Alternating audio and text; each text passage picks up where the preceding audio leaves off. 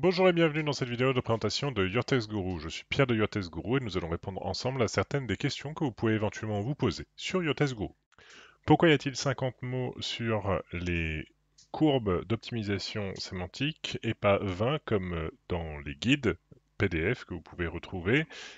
Eh bien, c'est bien simple.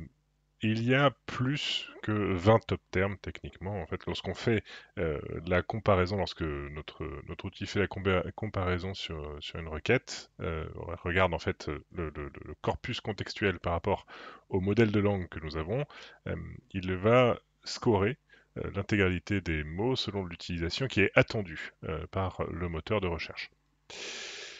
Ce score de tous les mots, il va être représenté en fonction de l'importance de chacun de ces termes et cette importance, elle est représentée ici, donc dans l'ordre, en tout cas sur la courbe.